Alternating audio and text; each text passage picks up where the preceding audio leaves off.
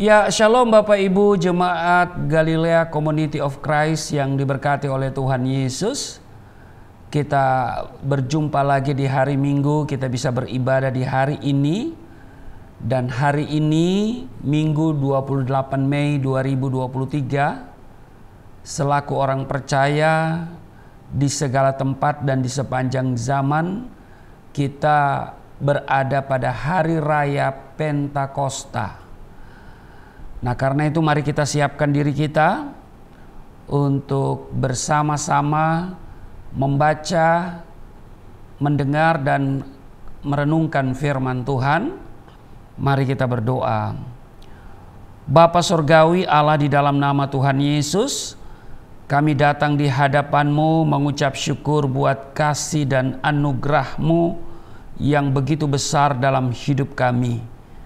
Dari hari ke hari Engkau pelihara kami dengan sempurna. Kami boleh berada lagi di hari Minggu ini. Kami datang beribadah kepadamu. Dan berkaitan dengan itu, kami juga sedang berada dalam sukacita karena kami bisa merayakan hari Pentakosta tepat pada hari ini. Itu sebabnya kami hendak membaca dan merenungkan firman-Mu. Dan kiranya Engkau mengurapi kami, membuka hati pikiran kami. Dan karena itu kami menolak segala hal yang tidak memuliakan Tuhan. Segala kuasa yang merampas perhatian, konsentrasi kami patahkan dalam nama Tuhan Yesus. Urapi juga hamba-Mu yang tidak ada apa-apanya. Hamba berjanji tidak merampas kemuliaan-Mu. Roh Kudus tercurah atas kami semua, dan Roh Kudus juga yang akan menyingkapkan segala rahasia kebenaran firman-Mu. Kami diamkan seluruh suara hati kami, kecuali suara Tuhan kami mau dengar. Di dalam nama Tuhan Yesus, kami siap dibentuk, kami siap diberkati. Setiap kita yang siap dibentuk, diberkati, berkata amin. Bapak Ibu, saya mengajak kita semua untuk melihat di Kisah Rasul pasal 2 pada ayat 1 sampai dengan ayatnya yang ke-13. Pentakosta, demikian judul dari Lembaga Alkitab Indonesia. Ketika tiba hari Pentakosta, semua orang percaya berkumpul di satu tempat. Tiba-tiba turunlah dari langit suatu bunyi seperti tiupan angin keras yang memenuhi seluruh rumah di mana mereka duduk. Dan tampaklah kepada mereka lidah-lidah seperti nyala api yang bertebaran dan hinggap pada mereka masing-masing. Maka penuhlah mereka dengan Roh Kudus. Lalu mereka mulai berkata-kata dalam bahasa-bahasa lain, seperti yang diberikan oleh Roh itu kepada mereka untuk mengatakannya. Waktu itu di Yerusalem diam orang-orang Yahudi yang saleh dari segala bangsa di bawah kolong langit. Ketika turun bunyi itu, berkerumunlah orang banyak. Mereka bingung karena mereka masing-masing mendengar rasul-rasul itu berkata-kata dalam bahasa mereka sendiri. Mereka semua tercengang-cengang dan heran, lalu berkata, "Bukankah mereka semua yang berkata-kata itu orang Galilea? Bagaimana mungkin kita masing-masing mendengar mereka berkata-kata dalam bahasa kita sendiri, yaitu bahasa yang kita pakai di negeri asal kita? Kita orang Partia, Media, Elam, penduduk Mesopotamia, Yudea dan Kapadokia, Pontus dan Asia, Frigia dan Pamfilia, Mesir, dan daerah-daerah Libya yang berdekatan dengan Kirene, pendatang-pendatang dari Roma, baik orang Yahudi maupun penganut agama Yahudi, orang Kreta dan orang Arab. Kita mendengar mereka berkata-kata dalam bahasa kita sendiri tentang perbuatan-perbuatan besar yang dilakukan Allah. Mereka semuanya tercengang-cengang dan sangat termangu-mangu sambil berkata seorang kepada yang lain, "Apakah artinya ini?" Ayat 13, tetapi orang lain menyindir, mereka sedang mabuk oleh anggur manis. Bapak Ibu, Jemaat Galilea Community of Christ yang diberkati oleh Tuhan Yesus, hari ini tepat 28 Mei, kita selaku orang percaya, kita merayakan hari Pentakosta, yakni peringatan akan peristiwa pencurahan Roh Kudus atas para rasul. Dalam bahasa Yunani, Pentakosta berarti hari ke-50. Pentakosta dirayakan 50 hari setelah kebangkitan Yesus.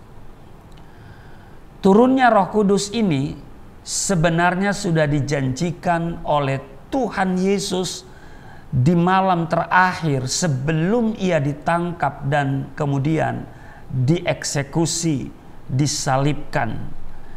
Ia menyebut Roh Kudus sebagai penolong. Kalau kita lihat di Yohanes 14 ayat 16 dan 17 dikatakan, "Aku akan minta kepada Bapa dan ia akan memberikan kepadamu seorang penolong yang lain, supaya ia menyertai kamu selama-lamanya." Ayat 17, yaitu Roh kebenaran. Dunia tidak dapat menerima dia, sebab dunia tidak melihat dia dan tidak mengenal dia. Tetapi kamu mengenal dia, sebab ia menyertai kamu dan akan diam di dalam kamu. Nah, Bapak Ibu, Jemaat Galilea Community of Christ yang diberkati oleh Tuhan Yesus, dalam rentang waktu 50 hari setelah kebangkitan Yesus Kristus, para murid diliputi rasa takut. Mengapa?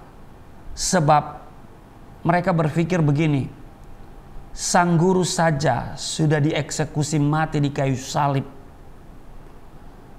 Dan ancaman serupa begitu dekat dan kemudian dirasakan oleh pengikut Yesus Kristus, termasuk para murid.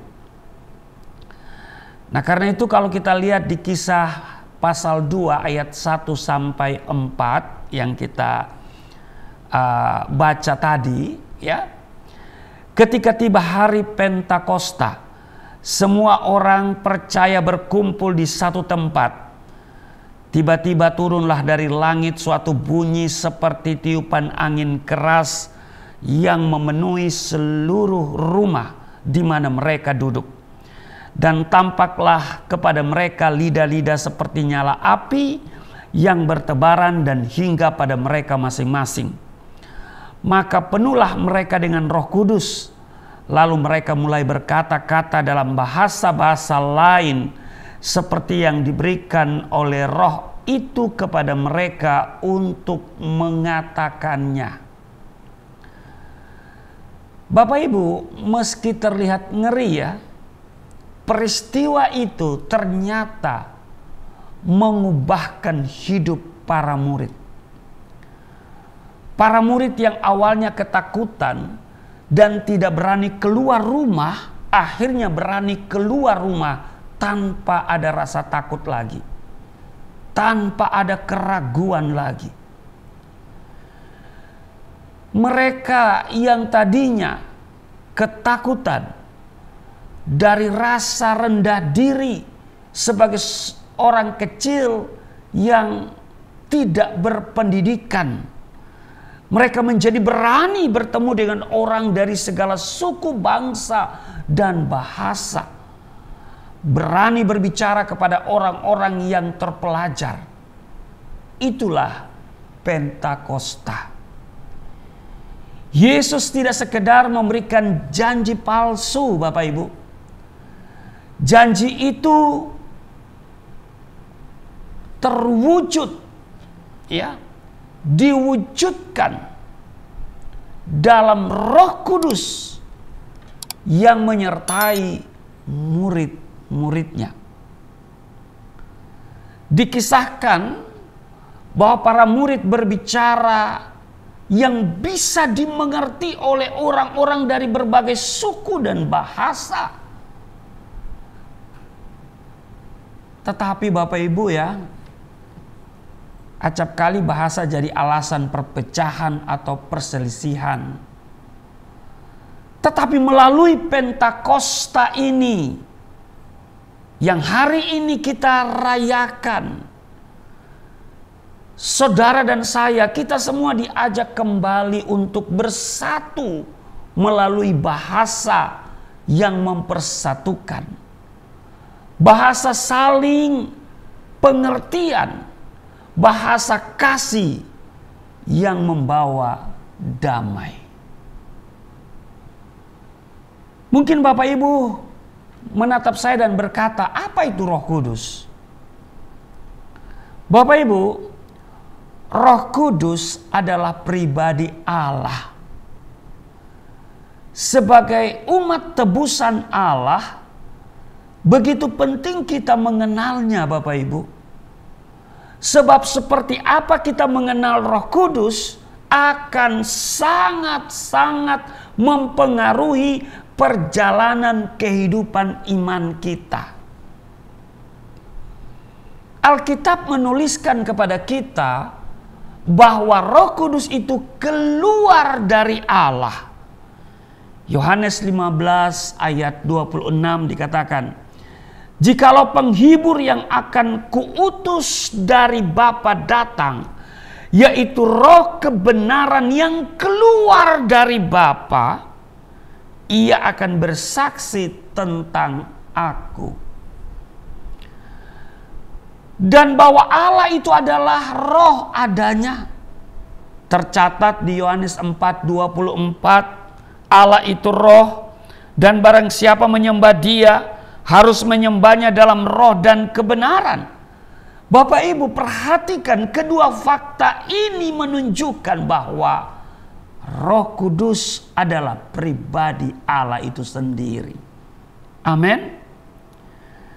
Lebih lanjut dituliskan di dalam Alkitab, di Yohanes pasal 5 ayat 7 ada kalimat yang berkata begini, "Ada 3 yang memberi kesaksian di dalam surga, Bapa, Firman, dan Roh Kudus, dan ketiganya adalah satu." 1 Yohanes pasal 5 ayat 7.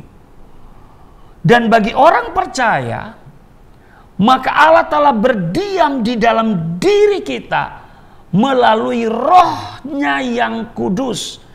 Itu tercatat di 1 Korintus 3 ayat 16. "Tidak tahukah kamu bahwa kamu adalah bait Allah dan bahwa Roh Allah diam di dalam kamu?" Oleh sebab itu, Bapak Ibu, Jemaat Galilea Community of Christ yang diberkati oleh Tuhan Yesus, sama yang dialami oleh Ananias dan Safira kalau kita baca di Kisah Rasul pasal 5 pada ayat 3 dan ayat 4, ketika kita mendustai Roh Kudus, hal itu sama dengan mendustai Allah. Ketika kita menghormati Roh Kudus, berarti kita menghormati Allah. Pertanyaannya, mengapa?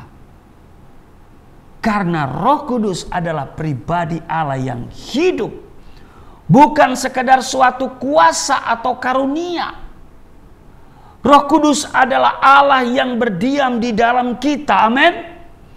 Sebab itu Bapak Ibu, marilah kita menghormati Roh Kudus dan jangan lagi kita memadamkan roh itu.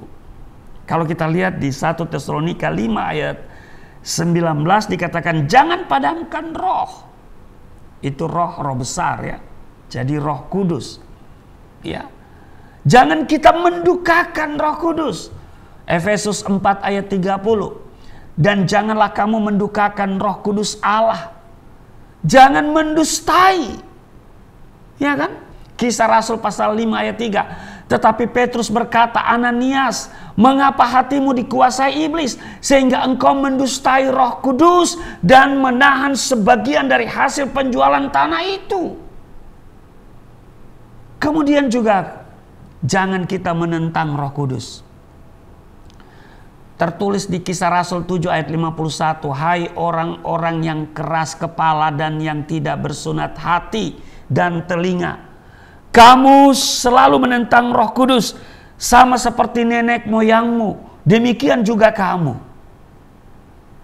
Apalagi menghujat Roh Kudus. Jangan kita lakukan itu.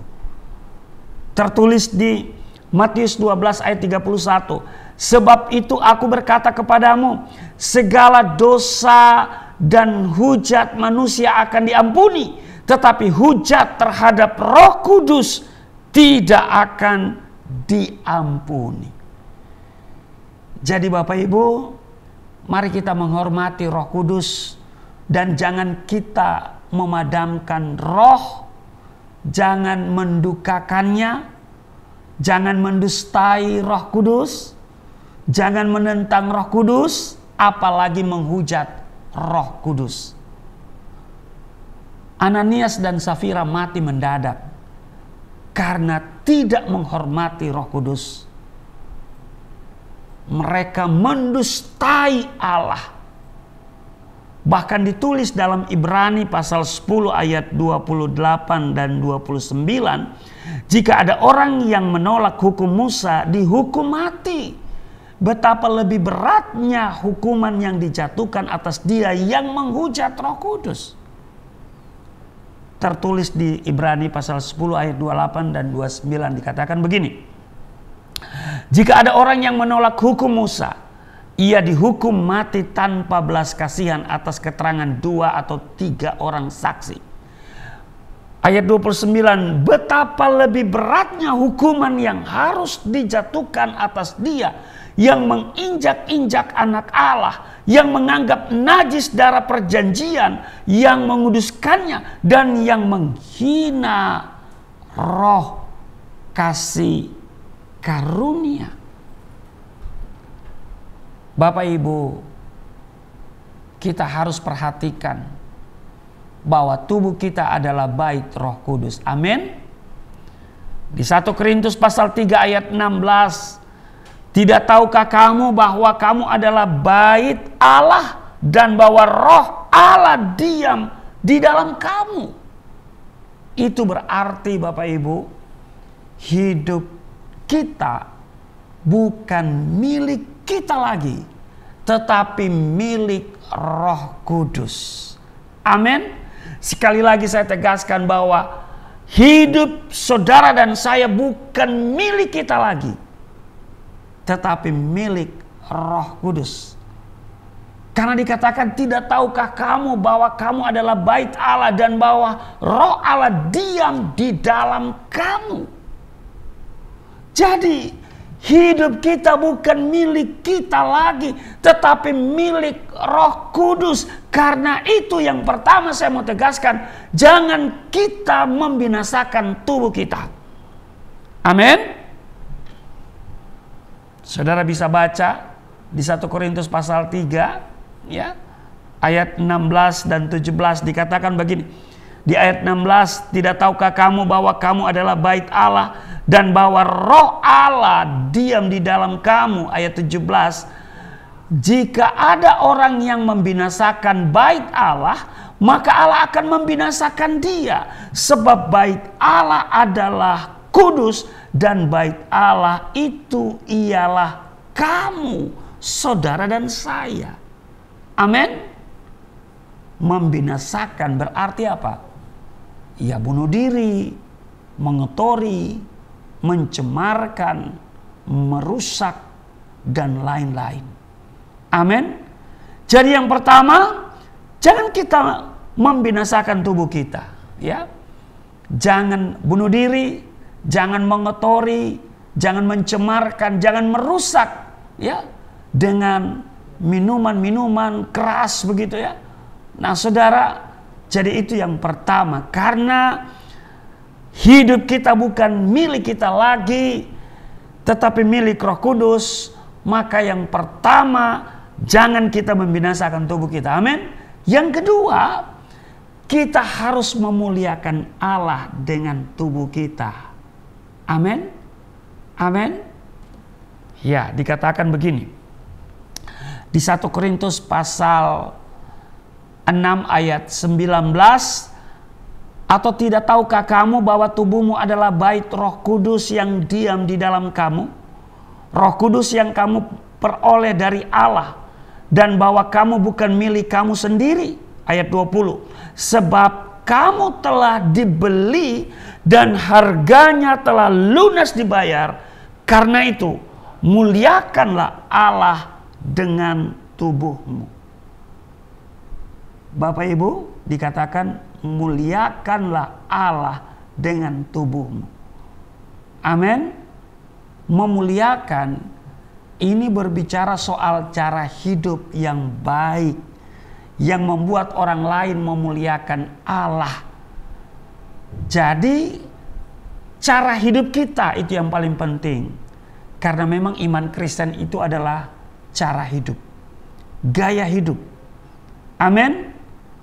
Karena Rasul Paulus berkata di Efesus pasal 5 ayat 15, karena itu perhatikan dengan saksama bagaimana kamu hidup.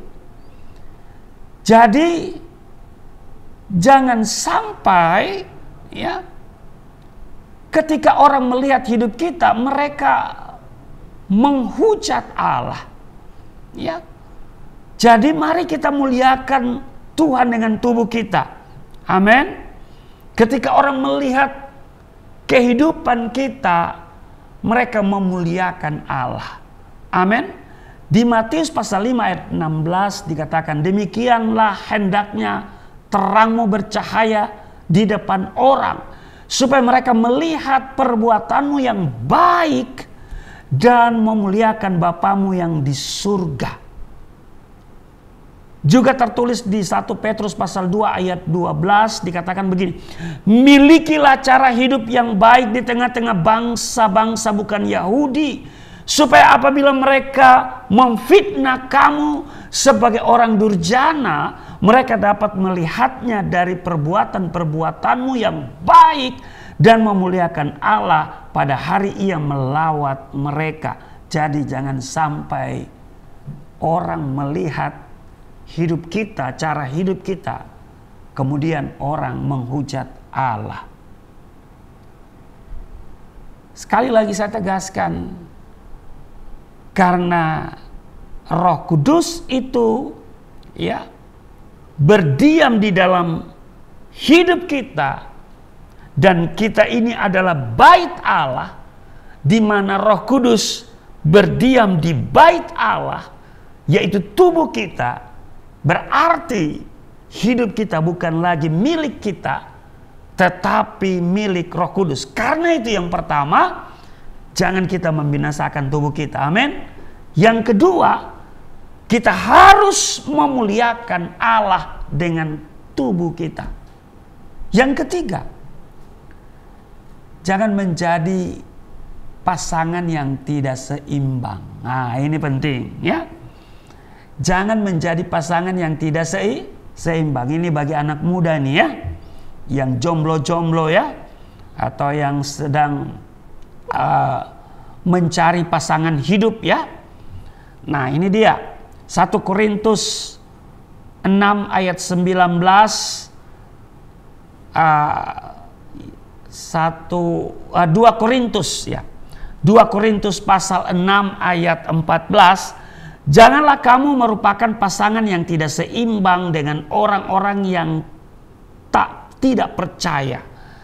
Sebab persamaan apakah terdapat antara kebenaran dan kedurhakaan?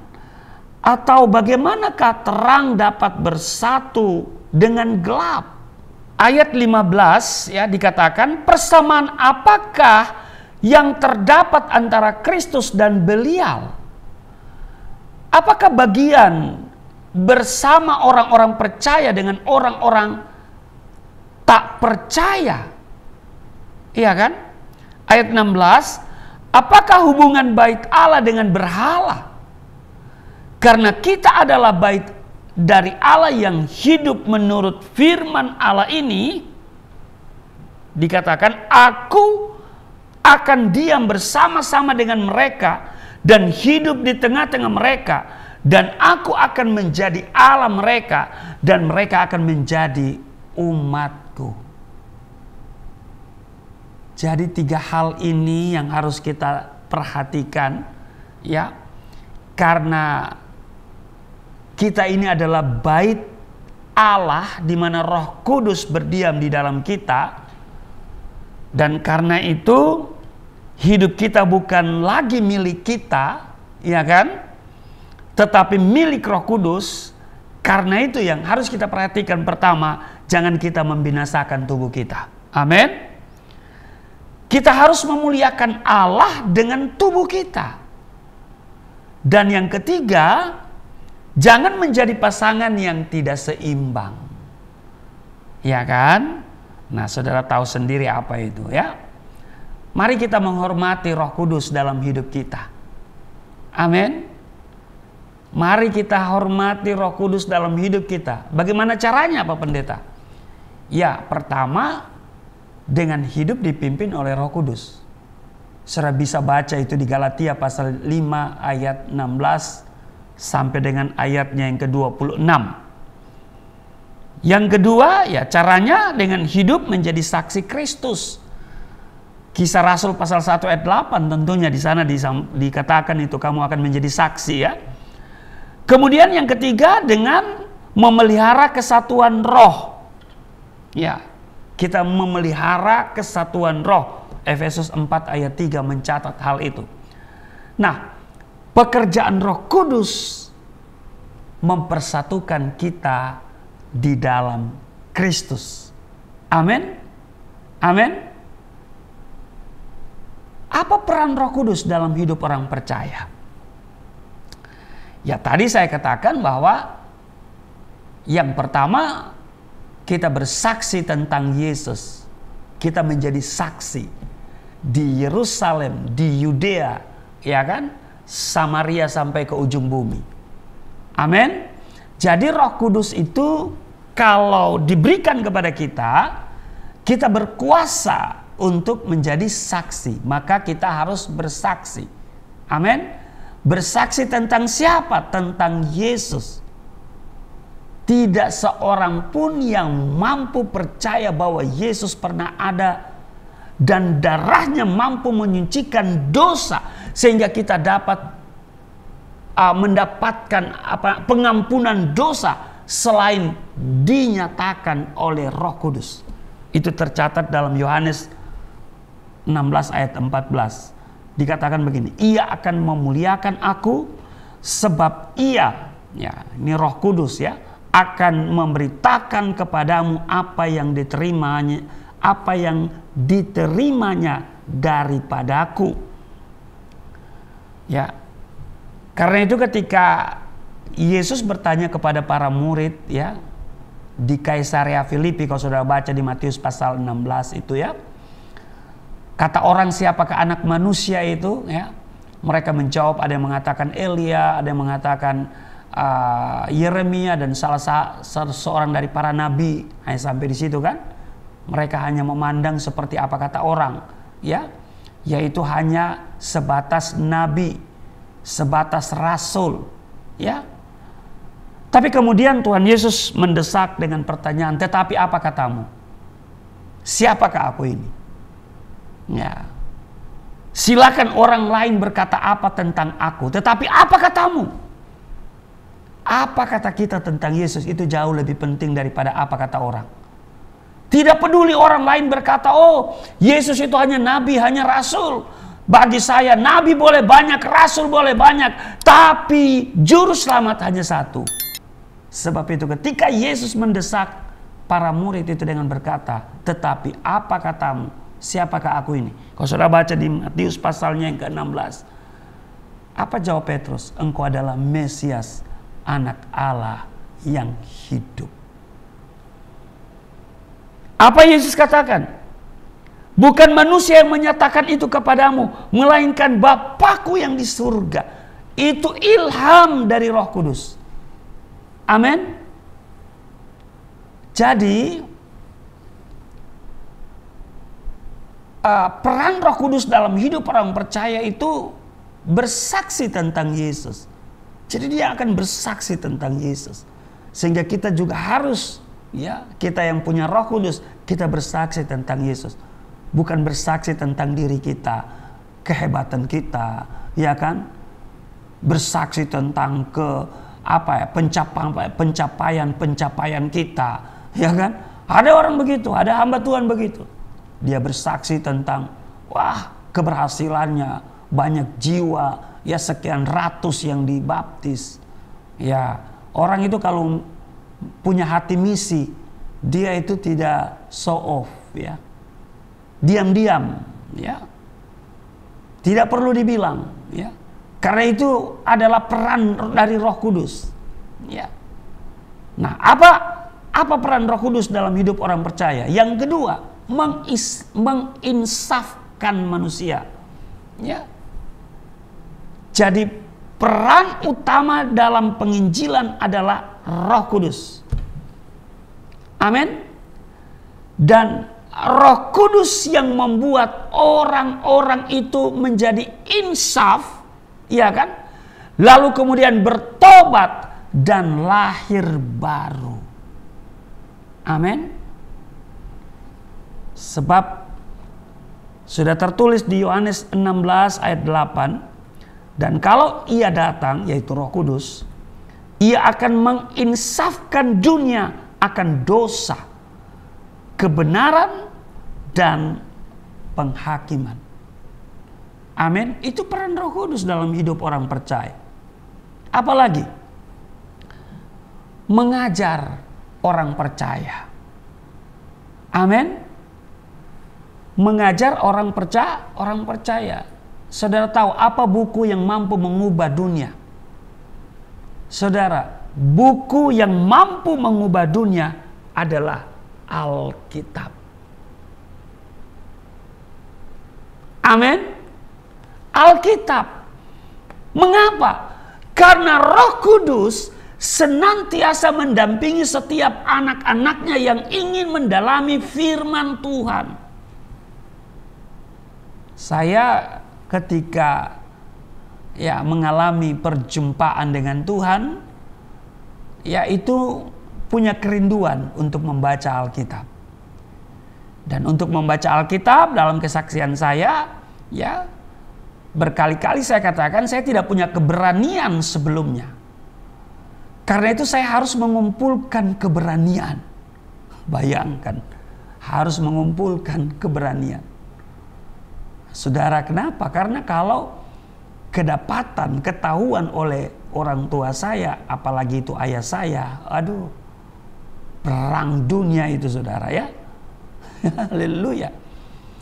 Maka saya kumpulkan dulu keberanian dengan 3 alasan yang saya sudah sampaikan di kesaksiannya, saudara. Dan ketika menemukan alasan-alasan itu, ada keberanian baca.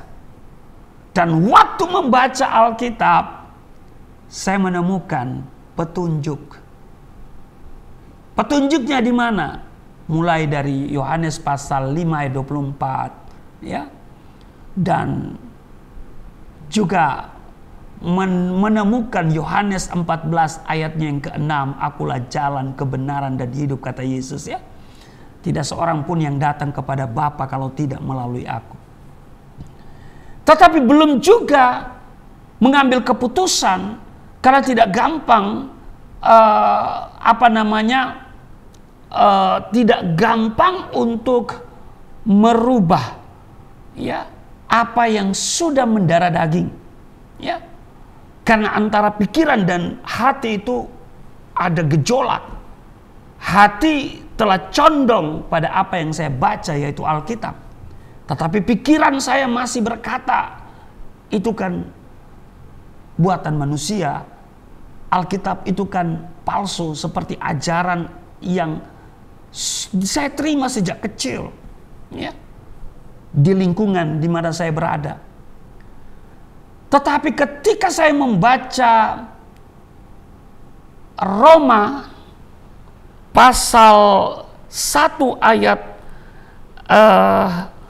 16 dan 17, sebab aku mempunyai keyakinan yang kokoh dalam Injil, karena Injil adalah kekuatan Allah yang menyelamatkan setiap orang yang percaya, pertama-tama orang Yahudi tetapi juga orang Yunani. Ayat 17, sebab di dalamnya nyata kebenaran Allah yang bertolak dari iman dan memimpin kepada iman, seperti ada tertulis, orang benar akan hidup oleh iman. 2 ayat ini saya simpulkan dalam satu kalimat pendek. Injil adalah kebenaran dan kekuatan Allah yang menyelamatkan. Amin. Jadi Bapak Ibu, ya, peran Roh Kudus dalam hidup orang percaya yang pertama adalah apa? Bersaksi tentang Yesus. Yang kedua, menginsafkan manusia, dunia akan dosa. Ya kan? Dan yang ketiga, mengajar orang percaya. Dan buku yang mampu mengubah dunia adalah Alkitab. Mengapa? Karena Roh Kudus senantiasa mendampingi setiap orang yang ingin mendalami firman Tuhan. Ingin mendalami, menemukan kebenaran. Karena ada di luar sana banyak orang baca Alkitab hanya mencari kesalahan. Ya. Karena itu dia ambil sepotong-sepotong. Tapi kalau itu dilakukan oleh pihak kita, pasti mereka marah. Ya. Mereka bilang penistaan. Mereka laporkan. Ya. Tapi kalau mereka bisa, ini namanya tidak fair. Ya. Tapi sudahlah, dengan maksud apa mereka membaca Alkitab, ya, biarkan Roh Kudus yang bekerja. Amin. Tanpa Roh Kudus, orang percaya akan mengalami kekeringan rohani. Dan apabila Roh Kudus diangkat dari dunia ini, satu saat akan diangkat, ya. Karena itu tertulis di 2 Tesalonika pasal 2 ayat 6 dan 7. Ya. Kalau Roh Kudus itu diangkat dari dunia ini, tidak ada lagi manusia yang percaya pada Yesus. Yang ada, yang tinggal adalah antikristus. Bapak Ibu, jemaat yang diberkati oleh Tuhan Yesus, pada saat itu orang mungkin membaca Alkitab, ya kan? Pada saat Roh Kudus itu diangkat. Tetapi walaupun mereka membaca Alkitab, kualitasnya tidak beda dengan koran. Mengapa?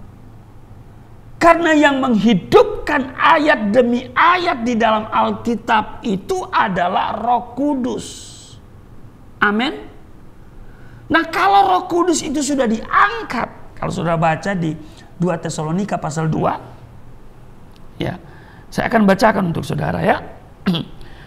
2 Tesalonika pasalnya yang kedua ayat 6, ya. Dikatakan begini. Dan sekarang kamu tahu apa yang menahan dia, sehingga ia baru akan menyatakan diri pada waktu yang telah ditentukan baginya. Karena secara rahasia kedurhakaan telah mulai bekerja, tetapi sekarang masih ada yang menahan. Ya, apa yang menahan itu? Roh Kudus. Ya.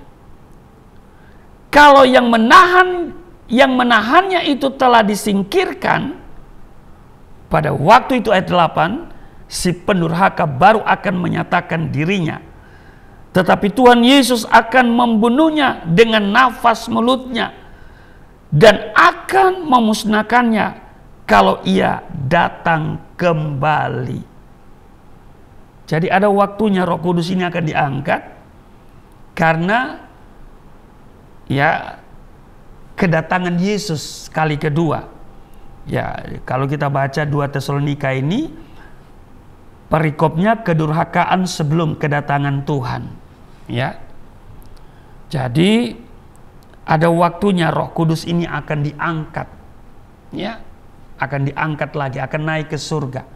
Dan kemudian Yesus turun lagi.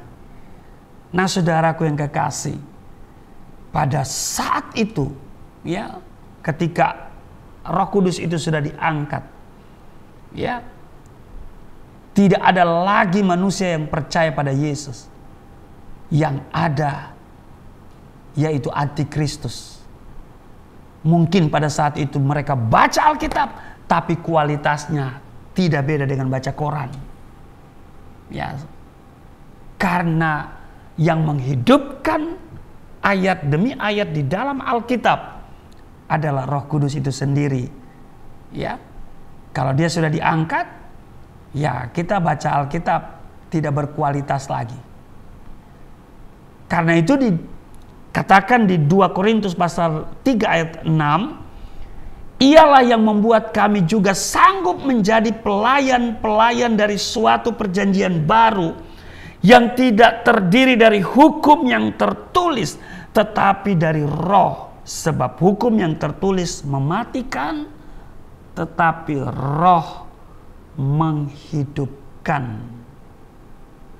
Jadi perhatikan, hukum-hukum yang tertulis itu mematikan, tetapi Roh menghidupkan. Amin. Nah, sekarang kita lihat apa keuntungan Roh Kudus dicurahkan yang hari ini kita peringati, ya, kita rayakan.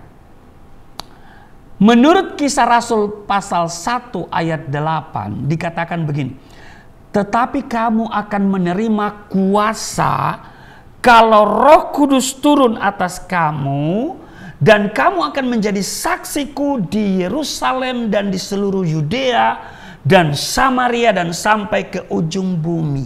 Inilah keuntungan saat Roh Kudus tercurah. Saat Roh Kudus dicurahkan. Nah, pertanyaannya adalah apa yang akan Tuhan kerjakan dan apa yang harus kita lakukan?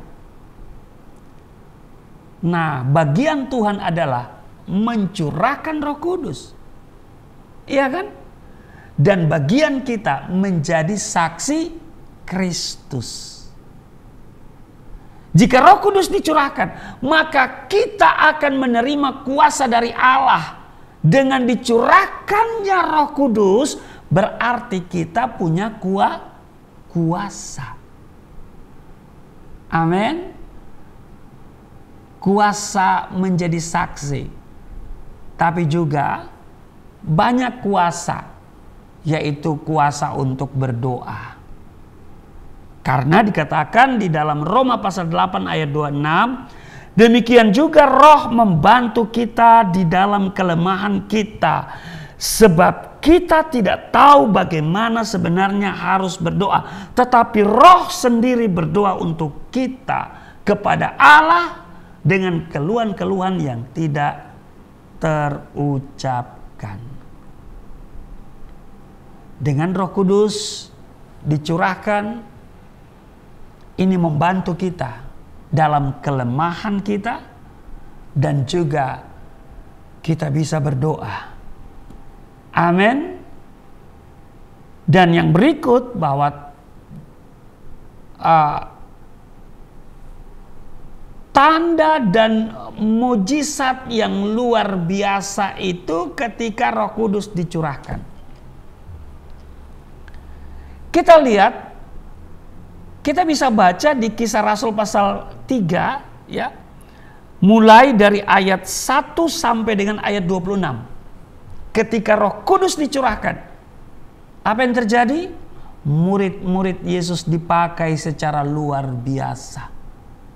Petrus dan Yohanes dengan kuasa Roh Kudus mampu menyembuhkan orang lumpuh. Iya kan? Bahkan bayangannya pun, ya, bayangannya Petrus itu penuh kuasa. Saya bisa baca itu secara keseluruhannya, Kisah Rasul pasal 3 ayat 1 sampai 26. Petrus menyembuhkan orang lumpuh, ya kan? Dan khotbah Petrus di Serambi Salomo itu terjadi pertobatan yang luar biasa. Ada 3.000 orang bertobat. Mujizat terbesar dalam dunia ini ketika ada satu orang berdosa bertobat. Ini satu kali berkhotbah Petrus 3.000 orang. Wow. Langsung ambil keputusan. Mereka bertobat. Ini pekerjaan Roh Kudus. Jadi terjadi tanda dan mujizat yang luar biasa. Amin. Dan saya percaya, saya yakin mujizat-mujizat seperti itu, orang lumpuh disembuhkan, ya, dan banyak jiwa yang bertobat masih terjadi sampai sekarang ini. Kenapa? Karena Roh Kudus masih ada bersama dengan kita, belum naik, ya, belum diangkat naik kembali. Sebab kalau Roh Kudus akan diangkat, Yesus akan turun kembali. Amin. Nah, jadi kita bisa melihat keuntungan daripada saat Roh Kudus dicurahkan, ya, itu luar biasa. Ada tanda dan mujizat. Kemudian kita bisa melakukan penginjilan di tengah penganiayaan. Amin. Kita bisa melakukan penginjilan di tengah penganiayaan. Di Kisah Rasul pasal 8 di ayat 1 bagian B, Saudara bisa baca di sana, ya. Dan ayat 4, saat rasul-rasul dimasukkan ke dalam penjara karena keberanian mereka dalam bersaksi, puji Tuhan, kuasa Roh Kudus dinyatakan dengan cara mereka dilepaskan dari belenggu dan rantai penjara. Apa yang terjadi? Penjara goncang dan mereka bebas. Setelah itu, penganiayaan atas jemaat Tuhan terjadi. Mereka lari ke segala penjuru sambil memberitakan Injil. Saya pun mengalami penjara karena bersaksi tentang Yesus Kristus. Dituntut 4 tahun, putusannya 4 tahun 6 bulan. Dipukul, dianiaya di dalam penjara, dimasukkan ke sel tikus hanya gara-gara saya berbicara tentang Injil kepada kelompok atau komunitas orang percaya di dalam gereja, tapi di dalam penjara itu tahanan dan narapidana. Bayangkan, saudara, ya, saya di penjara yang saya pernah saksikan menggantikan petugas pelayanan dari Kementerian Agama, dulu namanya Departemen Agama, yang tidak kunjung datang. Ya, udah hampir 1 jam kami menunggu di dalam gereja, di komplek, ya, di dalam rumah tahanan negara Poso. Kami sudah siap tahanan dan narapidana yang Kristen di dalam gereja, tapi petugas pelayanan tidak datang.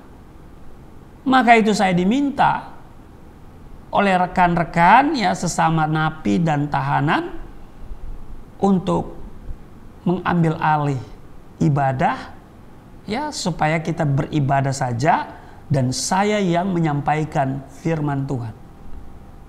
Apa yang terjadi selesai itu? Saya dijemput oleh sipir, lalu kemudian dimasukkan ke sel tikus. Sel tikus itu sel yang disiapkan untuk para tahanan dan narapidana yang nakal. Oh, ternyata saya termasuk nakal. Kenapa? Karena saya memberitakan Yesus, memberitakan Injil. Ya, padahal pemberitaan Injil itu kan untuk membantu ya mereka ya, pembinaan supaya mereka menjadi sadar kan. Para napi dan tahanan mereka dikuatkan oleh firman Tuhan, tapi dianggap salah. Tapi saya terima. Itulah konsekuensi. Karena itu Bapak Ibu, mau menjadi saksi Yesus yang efektif, saya mau katakan begini: hadapi tekanan-tekanan dan penganiayaan. Justru di tengah kesulitan dan hambatan dalam memberitakan Injil, kalau kita tetap setia, maka hasilnya akan maksimal.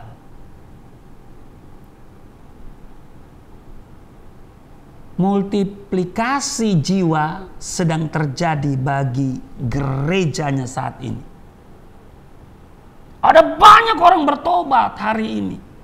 Ada banyak orang dibaptis hari ini, tapi tidak perlu kita sampaikan di medsos. Tidak perlu kita berkoar-koar. Ya. Tidak perlu. Hari ini banyak orang yang kemudian menerima Yesus sebagai Tuhan dan Juru Selamat. Ya. Sedang terjadi revival hari-hari ini, saudara. Karena itu, sebagai orang yang telah menerima Yesus sebagai Tuhan dan Juru Selamat, usahakanlah kesejahteraan di mana kita berada. Yaitu berdoalah untuk kota di mana kita berada. Sebab kesejahteraan kota adalah kesejahteraan kita juga. Kita harus berdampak bagi lingkungan di sekitar kita. Hidup kita harus berdampak. Amin. Iya. Saudara, dengan dicurahkannya Roh Kudus, perubahan gaya hidup jemaat terjadi. Silakan baca ya, bagaimana gaya cara hidup jemaat mula-mula di Kisah 4 ayat 34 dan 35. Ya kan?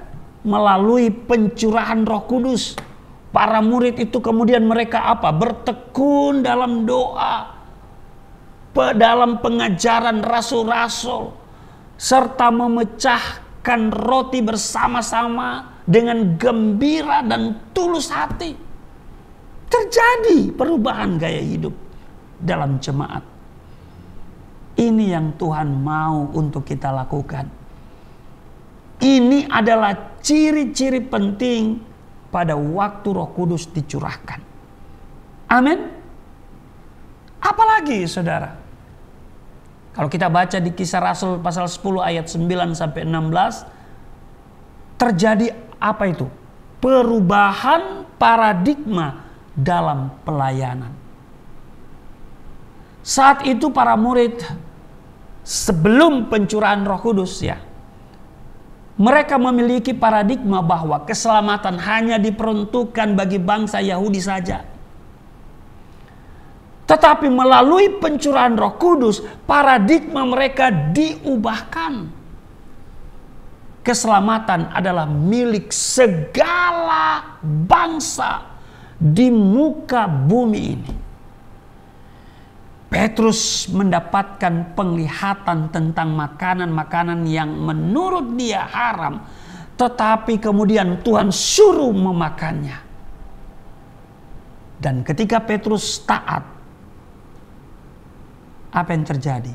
Seorang Cornelius yang bukan Yahudi kemudian dimenangkan, lalu percaya kepada Yesus Kristus sebagai Tuhan dan Juru Selamat. Jadi pencurahan Roh Kudus membuat kita mengalami perubahan, berubah, ya kan? Dan melakukan hal-hal yang berkenan di hatinya Tuhan. Roh Kudus memampukan saudara dan saya, kita semua, untuk melakukan pekerjaan Tuhan. Karena itu, nantikanlah Roh Kudus dan biarkanlah Dia bekerja di dalam hidupmu. Tuhan Yesus memberkati. Mari kita berdoa. Terima kasih Tuhan, di hari perayaan Pentakosta bagi umat Kristen, hari pencurahan Roh Kudus, kami boleh membaca dan mendengarkan firman Tuhan, dan kami mengerti siapa sesungguhnya Roh Kudus itu, dan apa keuntungan ketika Roh Kudus dicurahkan bagi kami. Maka dari itu kami mau menghormati Engkau Roh Kudus dalam hidup kami, dengan cara hidup kami dipimpin oleh Roh Kudus. Kami mau menjadi saksi Kristus, dan kami juga akan memelihara kesatuan roh. Kami tahu mujizat akan selalu terjadi waktu kami mau taat setia kepadamu dalam memberitakan Injil Kerajaan Allah.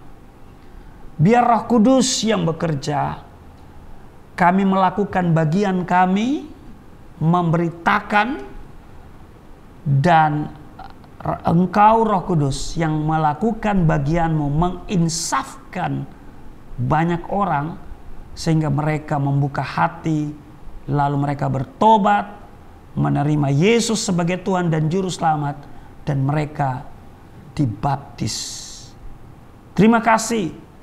Hari ini kami diajarkan oleh Roh Kudus, ada keberanian untuk bersaksi di tengah penganiayaan, di tengah-tengah penderitaan, di tengah-tengah di mana kami sedang dihimpit oleh berbagai kesukaran.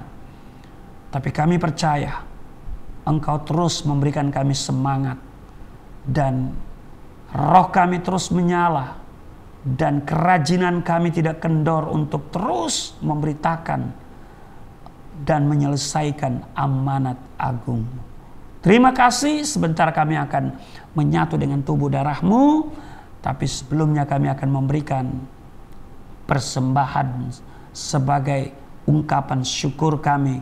Dengan sukacita kami akan memberikan ke Yayasan Pelayanan Galilea Indonesia.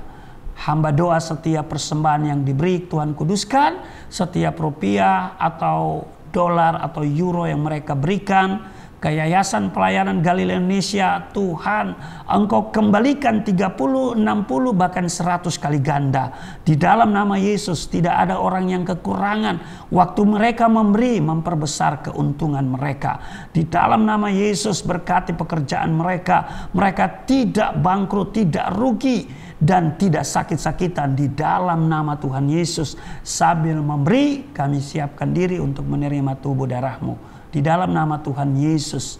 Haleluya. Amin.